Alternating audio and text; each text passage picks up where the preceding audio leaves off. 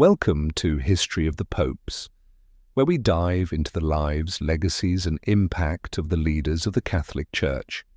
Today, we're exploring the life of Pope John XXIII, a figure whose brief pontificate left an indelible mark on the Church and the world.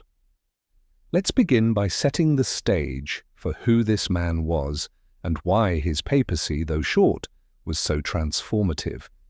Angelo Giuseppe Roncalli, the man who would become Pope John XXIII, was born on November 25, 1881, in Sotto il Monte, a small village in northern Italy. He came from a humble farming family, the fourth of 13 children, in a household rooted in faith and simplicity.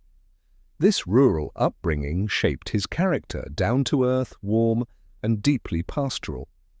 Young Angelo entered the seminary at age 11, showing early signs of intellectual curiosity and spiritual depth.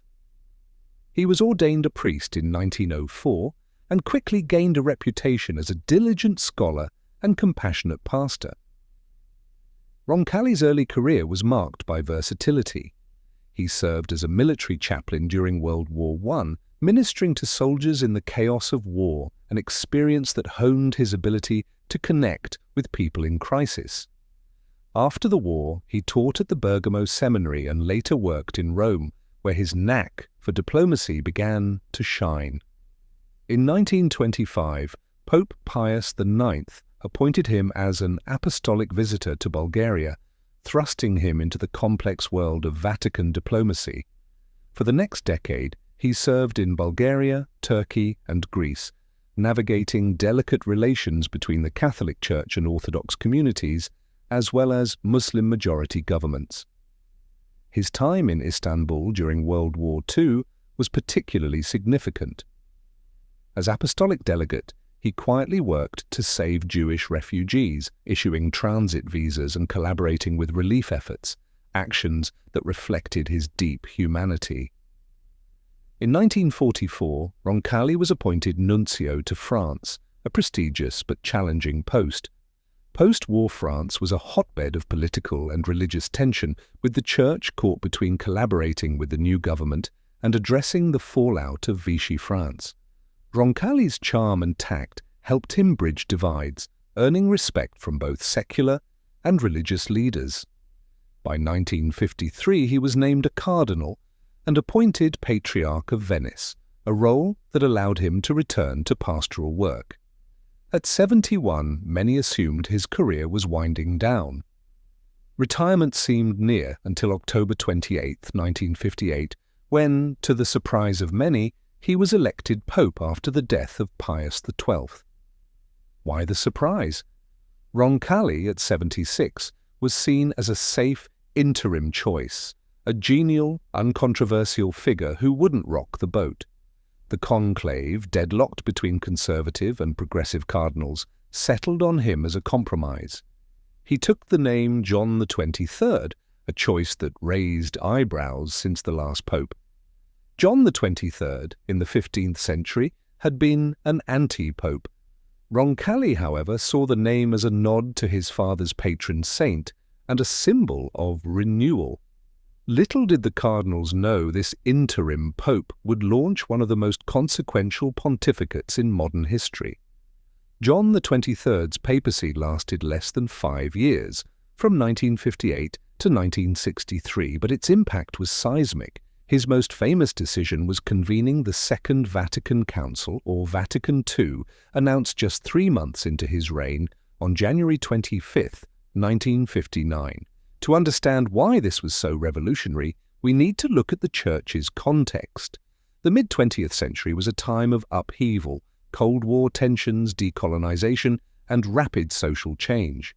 The Catholic Church, under Pius XII, had taken a defensive stance, emphasizing tradition and authority against modernity's challenges. Many in the Curia expected John to continue this approach. Instead, he saw the Church as a living institution that needed to engage the modern world, not retreat from it. The idea of a council wasn't entirely new. Vatican I had occurred in 1869 to 70, but John's vision was different. He didn't want a council to condemn errors or double down on dogma. He spoke of aggiornamento, an Italian term meaning updating or bringing up to date. He believed the Church needed to open its windows, as he famously put it, to let in fresh air. Vatican II, which opened on October 11, 1962, brought together over 2,000 bishops from around the world to discuss the Church's role in modern society. John's opening address, Gaude Mater Ecclesia, Mother Church, rejoices, set the tone.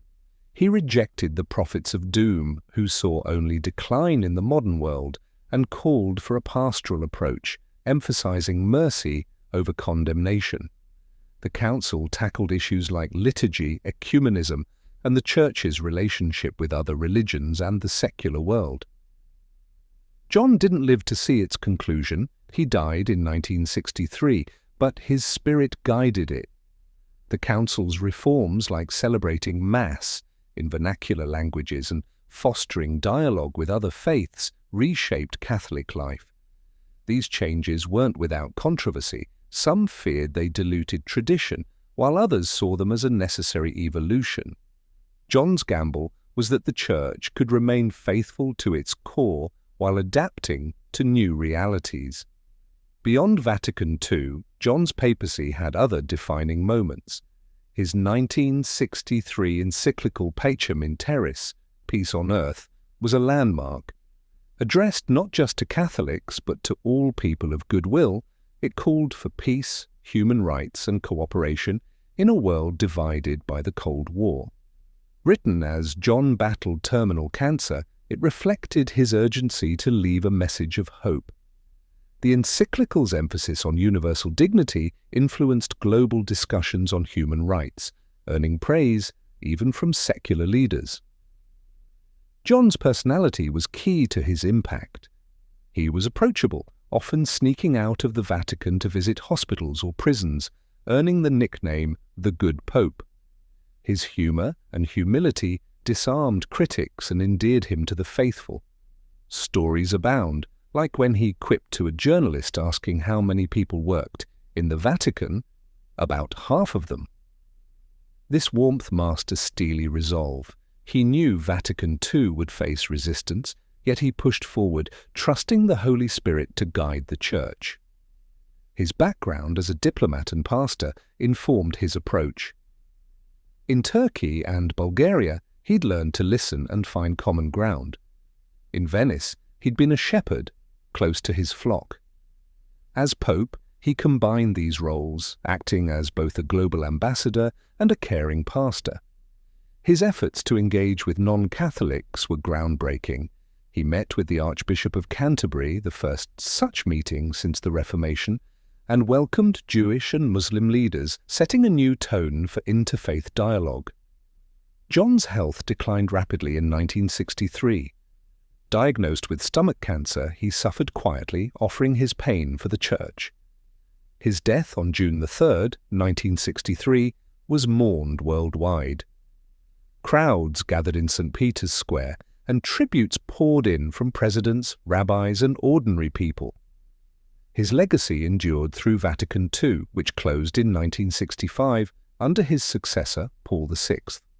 The Council's documents like Lumen Gentium and Gaudium et Spes bore John's imprint, emphasizing the Church as a community of believers and its mission to serve humanity. Reflecting on John the 23rd, we see a paradox, a man who seemed ordinary yet achieved the extraordinary. His rural roots and long diplomatic career gave him a unique perspective. He wasn't a theologian like Pius XII or a poet like John Paul II, but his simplicity was his strength. He trusted that the Church could evolve without losing its essence. Critics argued he underestimated the challenges of reform, and some traditionalists still question Vatican II's outcomes. Yet his supporters see him as a prophet of openness, a pope who helped the Church face the 20th century with courage. John the 23rd was canonized in 2014, alongside John Paul II, a fitting recognition of his holiness and impact. His life reminds us that leadership isn't always about grand gestures. Sometimes it's about listening, trusting, and daring to open a window. As we close this episode, consider this. In a world of division, John's call for dialogue and peace remains as relevant as ever. What can we learn from his example today? That's a question worth pondering until our next episode, when we'll continue our journey through the history of the popes. Thank you for joining me.